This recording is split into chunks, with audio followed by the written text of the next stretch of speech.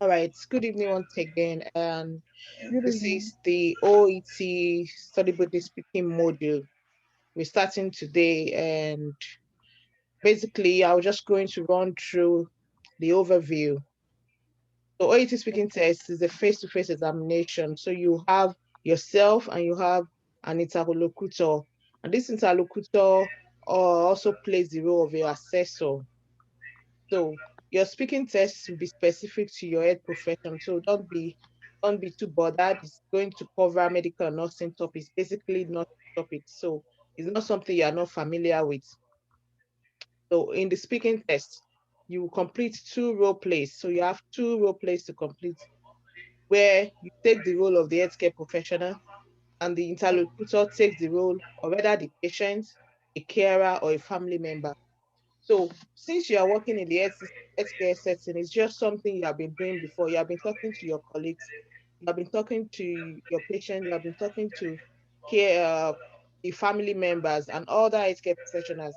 So this is just like your everyday activity. They just want to test how you communicate normally, given Okay. a specific topic.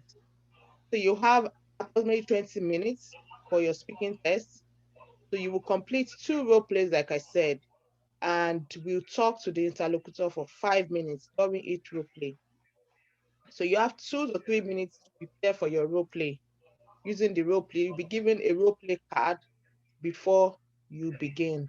So I used to tell most of the candidates, if you have never acted before, this is an opportunity for you to be an actress or actor. So just imagine yourself, you have been given a script and you want to play it out. So that's the way it is. Just enjoy it like you're acting, even though it's not real. You understand? So that's the way it is. Now, you need to first of all understand that you are dealing, put it at the back of your mind that you are dealing with a real patient. So even though you are acting, you need to treat the role play as if you were uh like the real patient, or you are talking to the real patient. You need to establish a relationship with your patient and ask for relevant information. Now, I see this a lot from my previous candidate that you just want to jump to the task and start talking. It's very, very important as part of communication skill that you establish rapport with your patient. So even though what you want to talk about, maybe you want to talk to the patient about care of food, you understand? That's what you want to talk about. Yes, ma'am. But you should not just jump on that and say, hey, good morning. And I want to tell you about this. No, you need to first of all establish relationship, a rapport with your patient and ask for relevant information.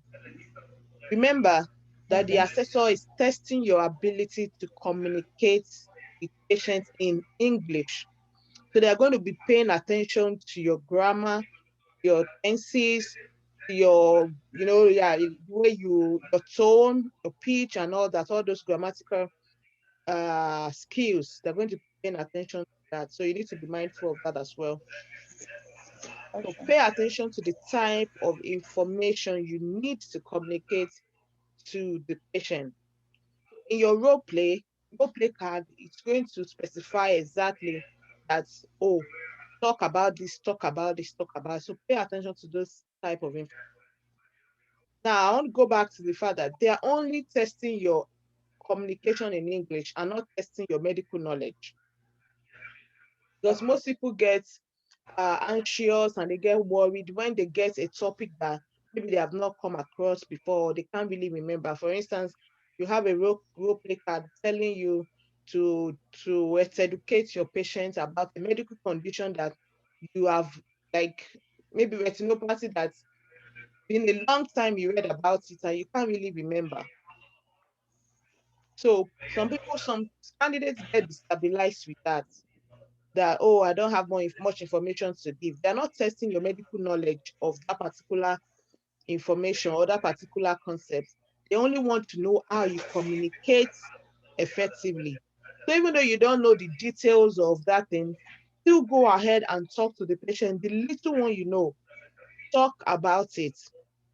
You understand? Emphasize on it. Re-emphasize on it. Go round about it. Ask questions from your patient, even from the little one you know. So I hope that's clear. Yeah, so you Yes. don't need to memorize long answers. We know that there are a lot of ready-made or sample role play answers on the internet. You don't have to memorize it, because once you memorize, your assessor can detect that you memorize, and that can actually score you down.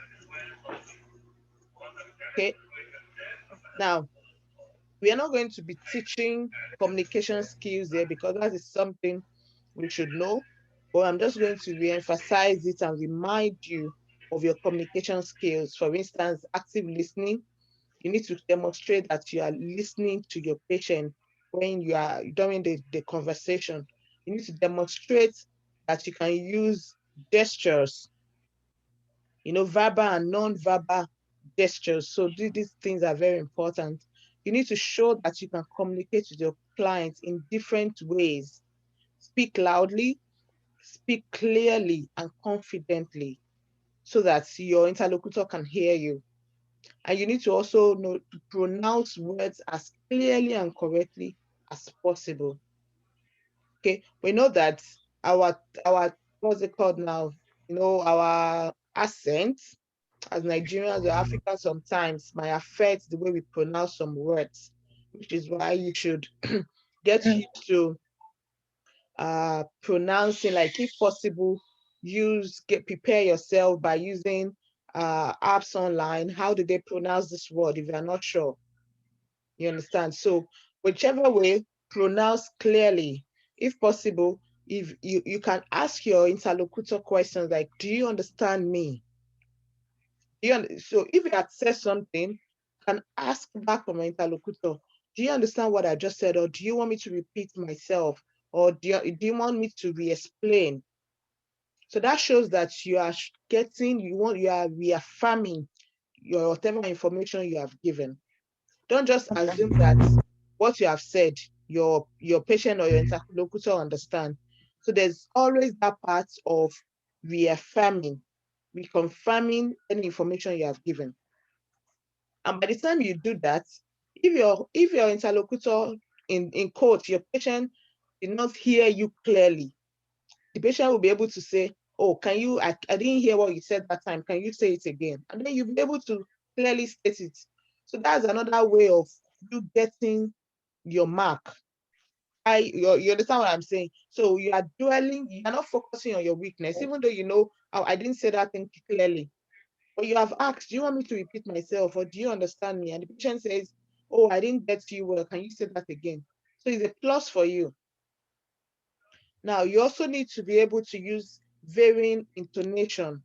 Intonation means that know the right pitch to use. Like if you are advising, it's different from when you are teaching.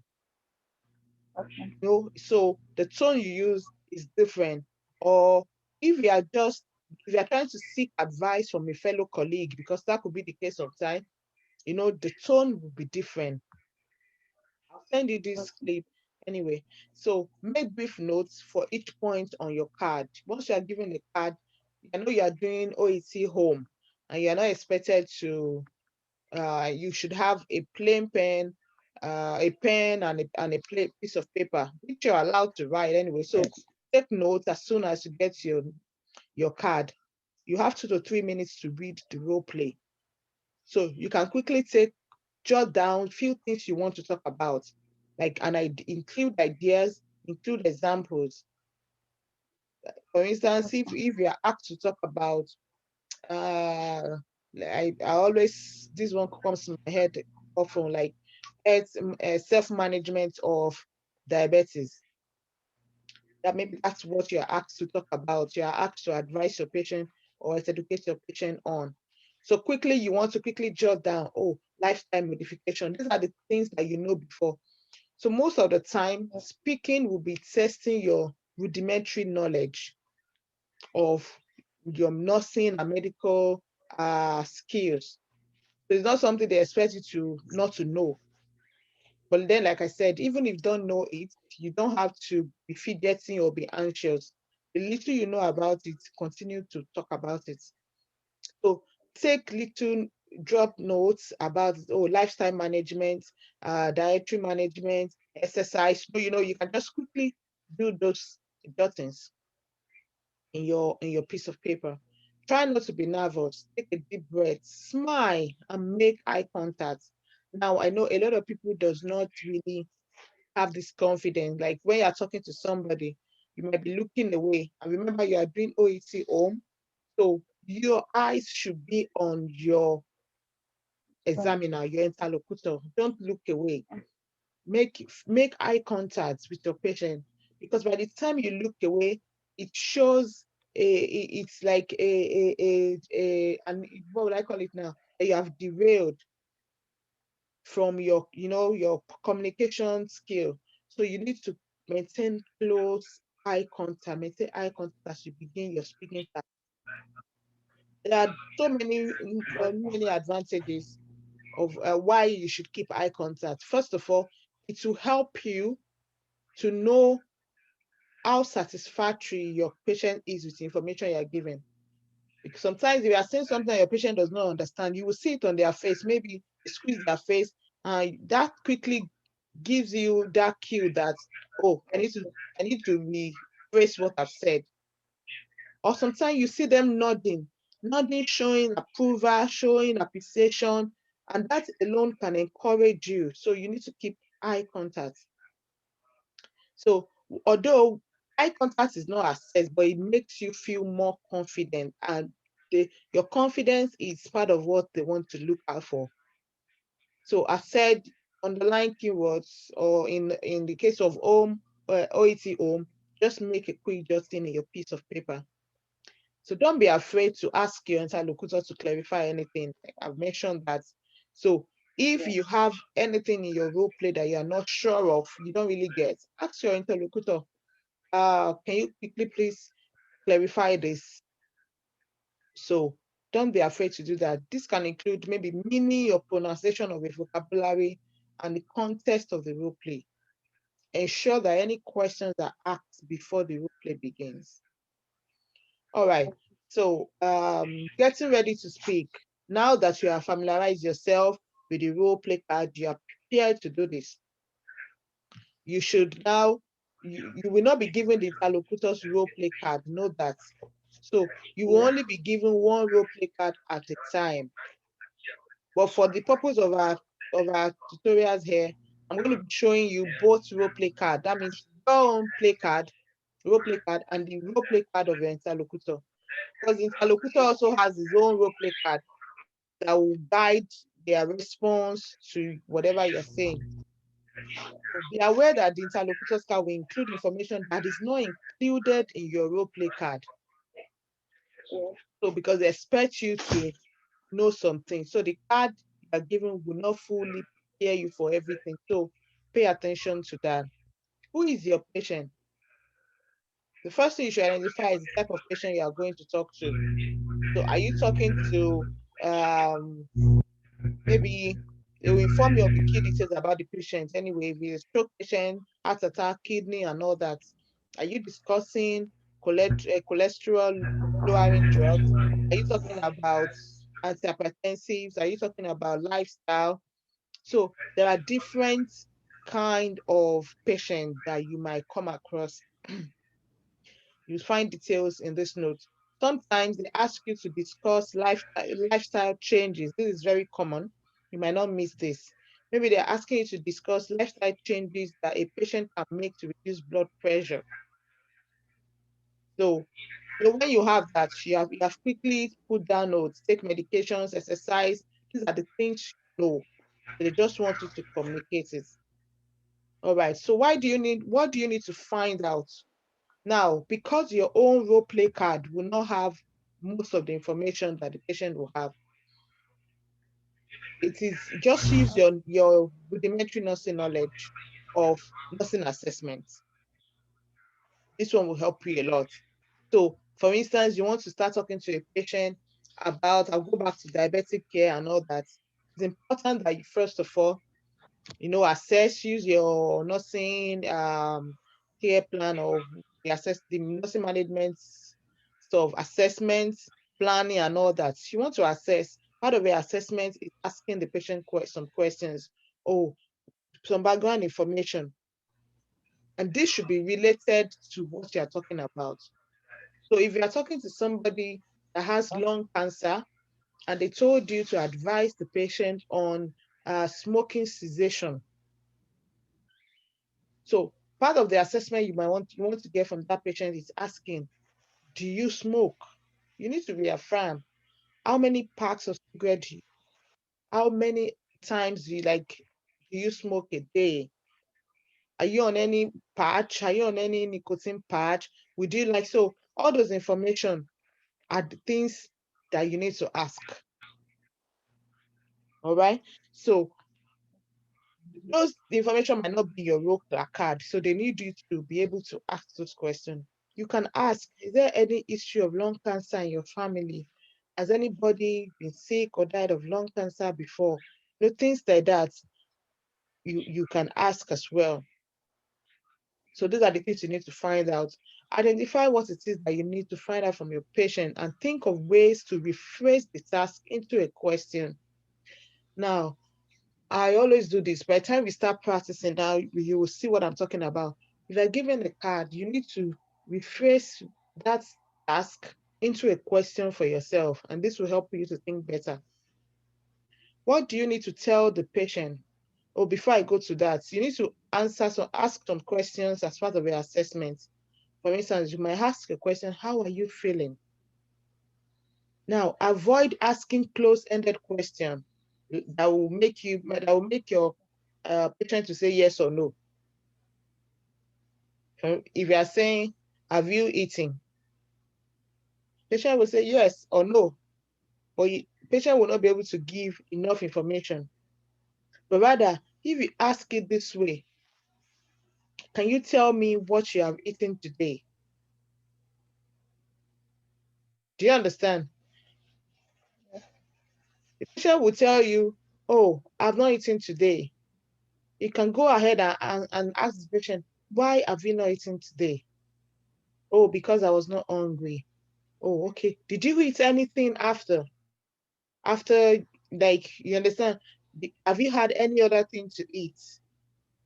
So you see, one question I've given back to two other questions because it was an open-ended question. But if you just ask, have you eaten today? It's a yes or no, and that will end the conversation. So keep your questions open. All right. Then you can now follow with some close-ended questions. What you need to tell your patient, you'll be required to provide your patient with necessary information about their condition, or maybe about the test, about the course of treatment, to ensure that the patient understands the information. How do you ensure that your patient understands the information you have given? Is you have to ask. If you have said something, make sure at intervals, don't wait till the end of your speaking before you confirm understanding. At intervals, as you are talking, ask your patient, do you understand what I've said? He said, oh, yes, no. Rather, you can also say, is there anything you want me to clarify before I continue? You see, that one is more open-ended rather than saying, do you understand? So you have to keep that in mind.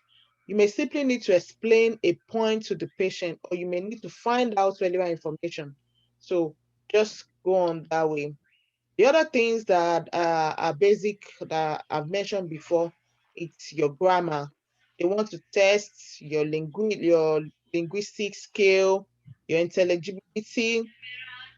Now, a common one that you can use when you say, tell me if we have had any issues following the diet that we discussed at your last appointment.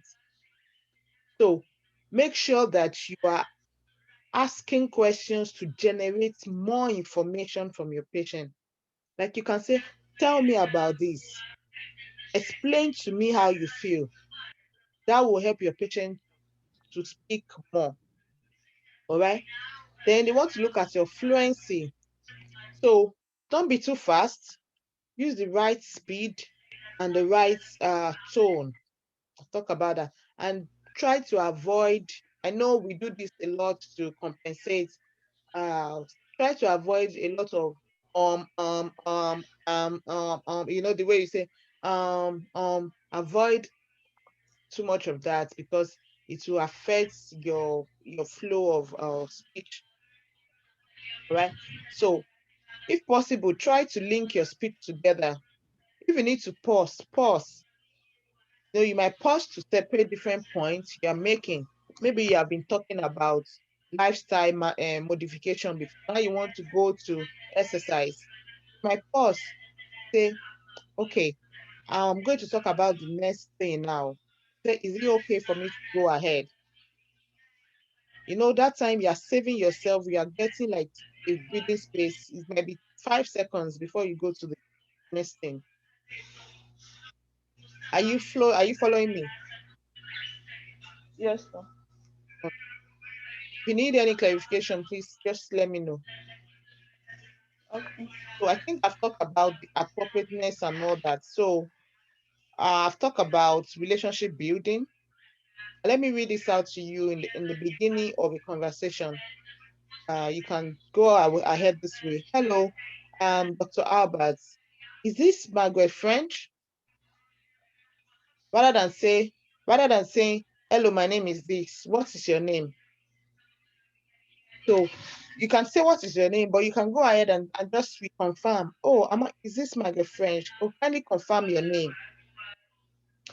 So the patient has confirmed their name and say, I'm one of you, introduce yourself. And then your family doctor asked me to see you that about the joint problems you're having.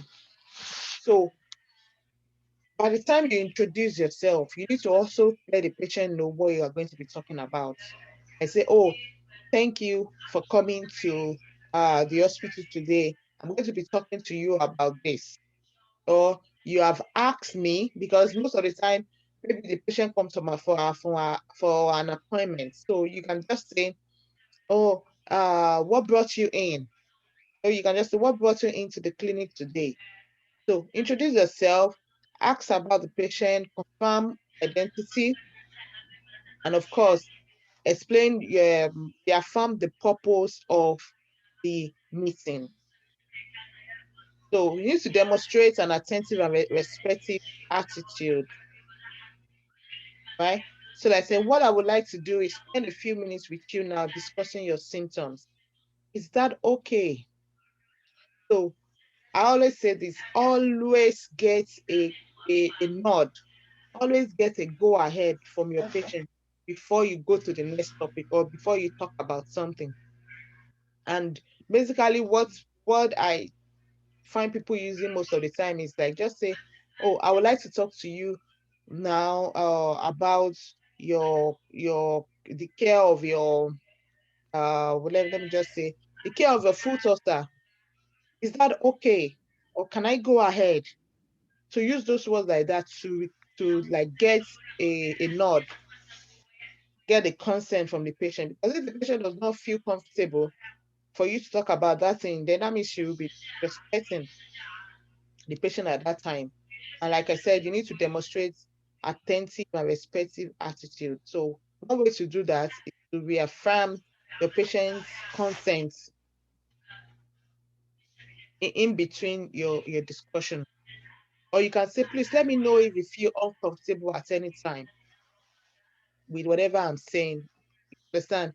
So when the patient shares any information to you, should not devalue or criticize or you understand, give like a reproach. For instance, maybe your remote card is telling you to talk about an HIV patient and all that. Oh, you say, oh, sorry about that.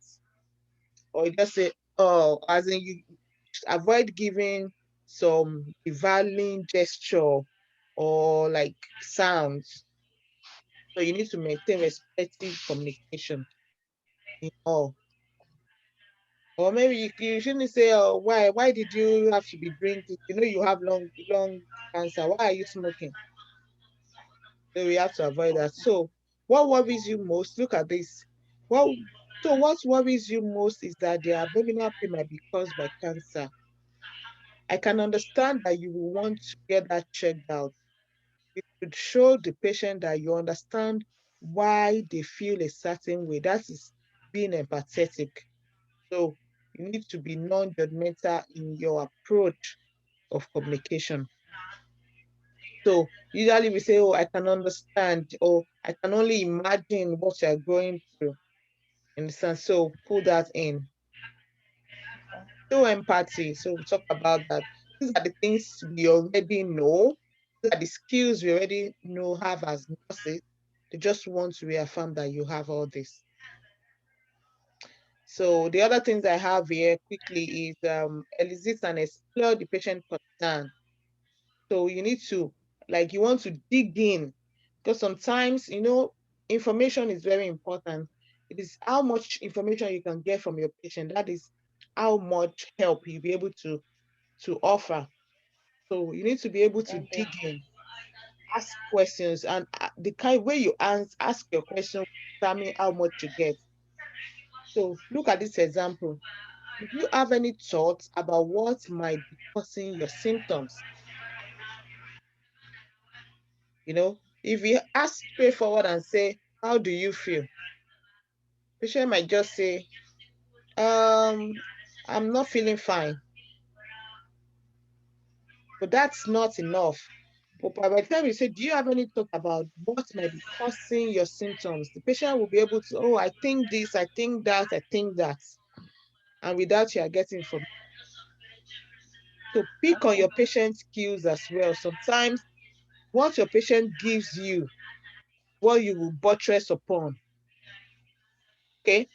You are being asked to talk to a patient that has not been sleeping well. So if you say, as you say, you are having trouble sleeping at the moment, let's talk about things that might help you address this before we move on. So a patient has mentioned that I'm not sleeping well everywhere. Will not just slide that or close that topic because you want to talk about medication. You understand? So if a patient has talked to you about a certain thing that you see that is very important, let that be an opportunity for you to talk about that problem or that issue. Not just because it's not on your list or on what you have jotted, then you just say okay and go ahead. No. So sometimes pick up on your patient's cues and react accordingly. A patient has mentioned to you that they are concerned that they might have angina. You need to talk about it. So just say, oh, I appreciate you mentioning that. If I may, go ahead just explain to you what angina is. Is that okay? Patient say, oh yeah, fine, you can talk about it. Then you go ahead and address that before you go to the next question. So look at it, say, is it all right if I ask you a few more questions to rule out muscular pain? So pay attention to all these things I'm saying, like all this, is it all right? Is it okay? Should I? So these are how talk politely. Now, you should signpost changes in topic. Yeah, I've mentioned that you are talking about medication. A patient just mentioned to you that I lost my brother last week. You will not just let that slide. You need to talk about that. You need to acknowledge, you need to show empathy at that point before you continue. I need to confirm with the patient, are you okay if we go ahead to talk about, you understand what you've been talking about before, the main thing. Okay. So, yeah, I think we just round up on that. Organizational techniques in your explanation. There are things I think I've mentioned that when you go into more detail, you use a technique called chunking. Now, it is important that if we finish talking about what you want to talk about, important that you use what we call summarization and repeating. So go over what you have talked about. So how you do this is you can say, uh, can I quickly just recap on everything I've said before? So quick, you chunk it together because you will not want to start a whole process. Remember, you have, how many minutes do you have? 5 minutes to talk. So 5 just minutes. go ahead and summarize the information. like you said, oh, can I quickly recap on everything I've said just for you to, in case I'm missing anything out? Is that okay? The patient said, oh, yes, that's fine. Yeah. So you said, I think I've mentioned you the lifestyle management, make sure that you're walking, you're doing your exercise, you're eating healthy. So is that, say, have I missed anything out? Asking your patient, oh, no, you have not missed anything. Oh, fine. Is there anything you want me to address again? Or you understand? Can you confirm that you understand everything I've said? So ask the patient a question. You should always ask your patient a question. Don't say, do you have any question? Because the patient will say no, and that is closed. But if you ask a question, or kindly, you can just say, kindly mention 5 of the things I've mentioned to you on how to prevent blood pressure, high blood pressure. You understand? So the patient will say, oh, you said this, you said this, you said this. In case the patient misses anything, you can mention, thank you so much for giving me that. Yes, I'll just add this to it. Like you should also do this. So don't be in a rush, too much in a rush, not to ask your patient information. And don't be in a rush not to summarize your whatever, everything you have talked about. Don't be in a rush. So summarize, ask question, and give feedback. Okay. So I think basically that is it. So one thing I want to mention again, that when your patient is talking, how do you respond? How do you respond when your patient is talking? Because it shows your attentive listening. You need to show that you're paying attention to them without interrupting them or halting the flow of narrative. So a patient is explaining something to you. You should use open questions at the beginning and close questions at the interview progress. So you're starting like, oh, starting at the beginning. Take me through what has happened. Tell me about what you are going through. And when the patient is talking, you know, give them a nod. You can use it, all right, okay, like give all those words to show that you are following. I see.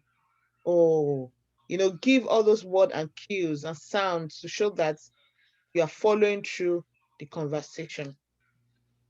All right. So if there's any other thing, we'll find out in our practice. Is that okay? Okay. Okay. So do you have any question before we do a quick practice now? No, no.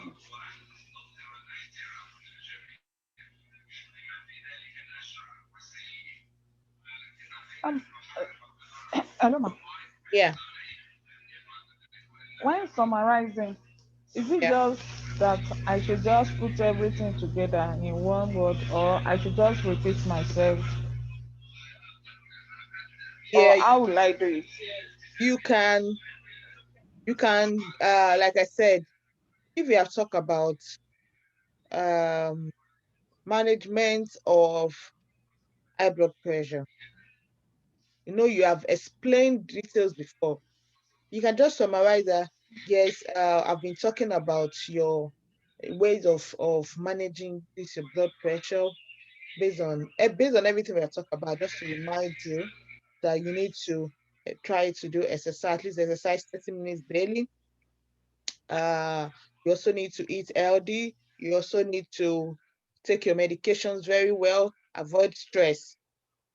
You see, so you have just recap everything you have said. Although maybe when you were explaining, you were saying its details. For instance, details of exercise could be take exercise, walk 30 minutes, uh, make sure you go to the gym if possible. If you want to do it in your house, you can walk. So you have explained in details before. You only mention a quick in your summary. Okay. I'm trying to Okay. look for a group play card.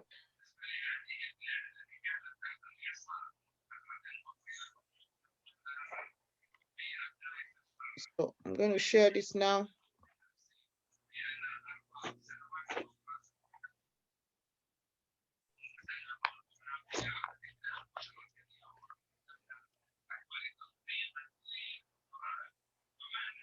So this is your card. Candidate number one, nursing, place, hospital, nurse. You are a nurse talking to a patient who is recovering from minor knee fracture. The patient asks you of when he or she can be able to go home as he or she has exams next month. As a nurse, assure him that he will be all right soon. He can take the exam as well. Advise him or her of the importance of taking medicine on time. Suggest some easy exercises that will help bring some in his or her knee. So that's the task you have to do. How will you go about that? Mm, I'm coming.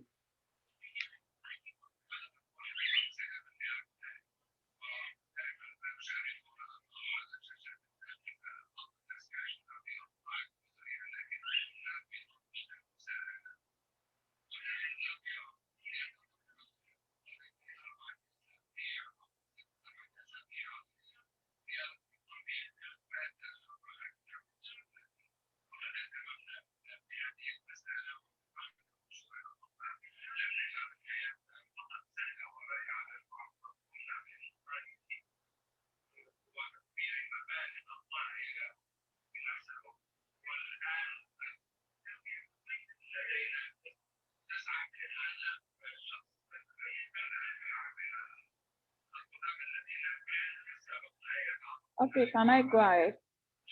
Yeah, just I don't want you, we are not doing it. I just want you to talk me through what and what you'll be saying.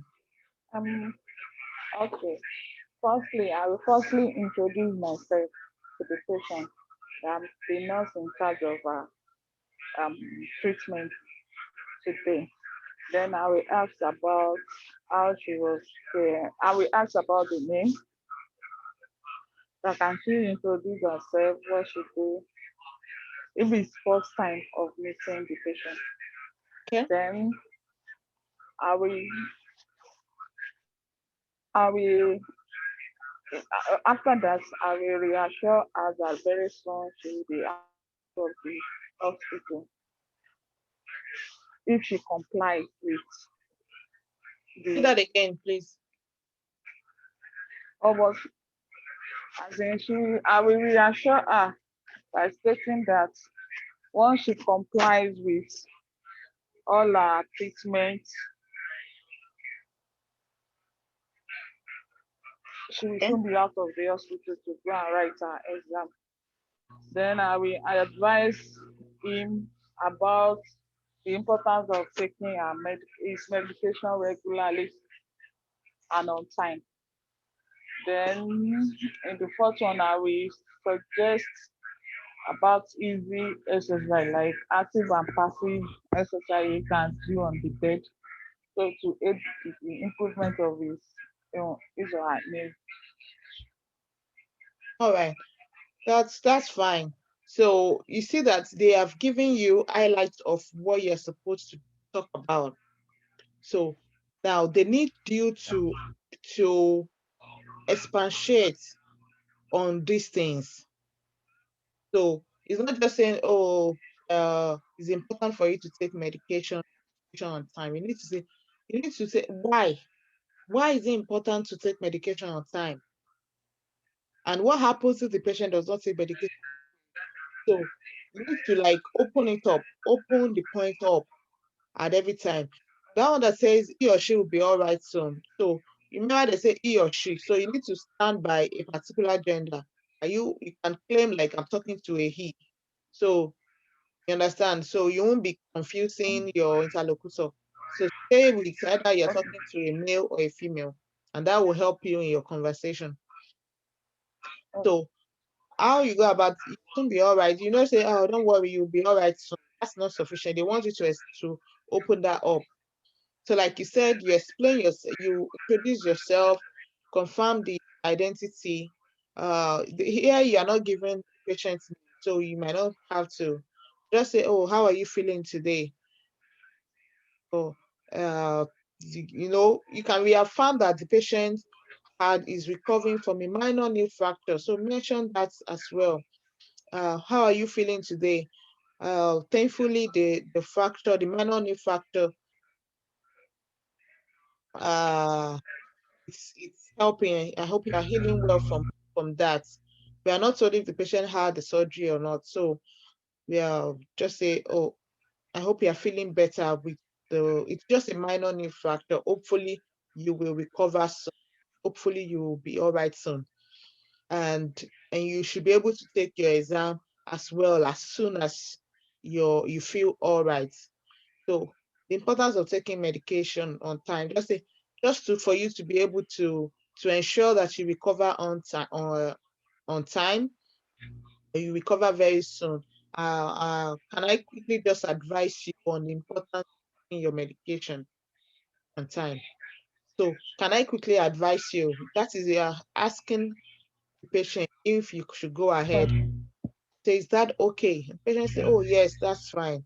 Then you go ahead. Your medications are very important, and you should take it then. The ones like as the doctor has prescribed, take them at the right time as prescribed. So if you are supposed to take it in the morning, make sure you are taking it, especially your painkillers, which will help, you understand, increase your recovery Okay. process. And the antibiotics will also help to prevent infection of the site. Okay. So, you're not giving this the occasional. So just expand as much as you can. Make sure Okay. you are not giving wrong information. So you have finished talking about that. Before you go to the next thing, be able to say, do you understand everything I said, or is there anything you want me to clarify about your medication? Oh, there's nothing. Very fine. Thank you very much. The other thing I want to mention is the other things, other ways of improving your meal, and one of it, exercise. So, you mentioned you can just digress and say, oh, have you been exercising before?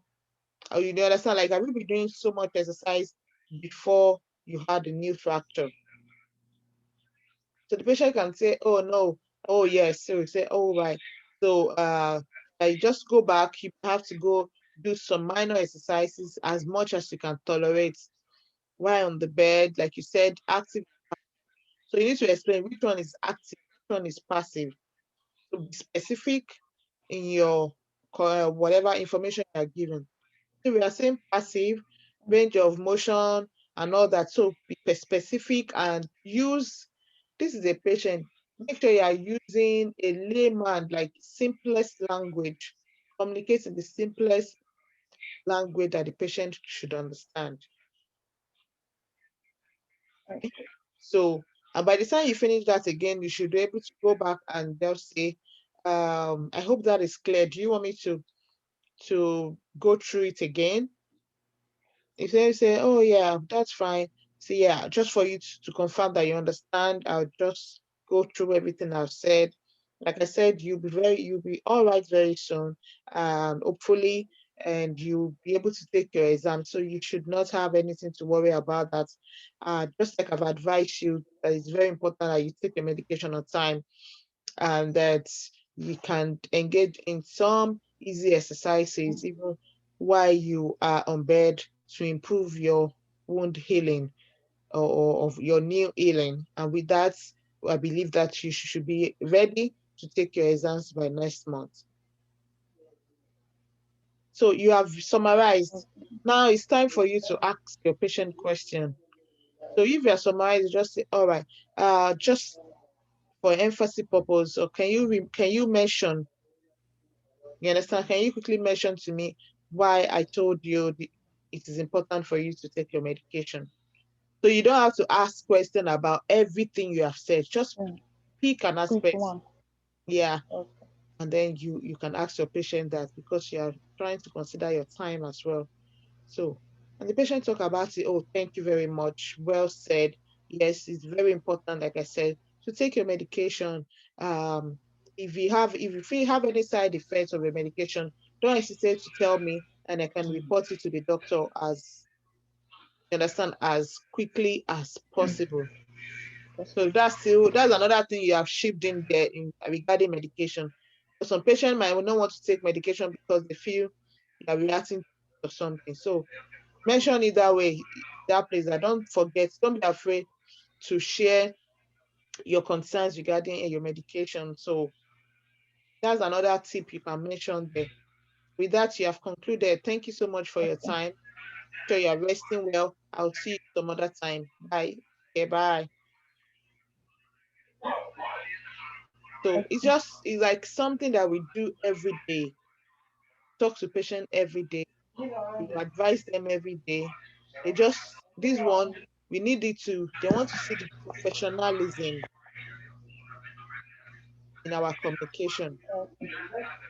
So that's basically it. Is that okay? Yes, ma'am. It's okay. So let me show you the patient's card. Look at the patient's card. So this is a patient recovering from minor neura. He must visit you in the morning to deliver your breakfast. You want to know when you can get discharged from the hospital as you are a student who has exams next month. So the patient will ask you, when can I go home? How can how you can recover from this new fracture, time duration. You see there, the patient is asking for time, when. So you don't want to give a false reassurance and say, oh, by next week. That's why you should be very, very careful with the information you give. Is there anything you can do to bring improvement in my present condition? So one of it you have mentioned is the medication, and you have also mentioned exercise. So you see that your own card is different from your interlocutor's card.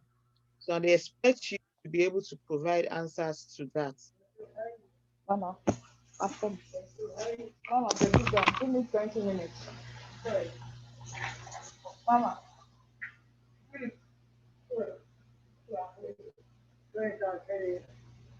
20 minutes. I can't leave.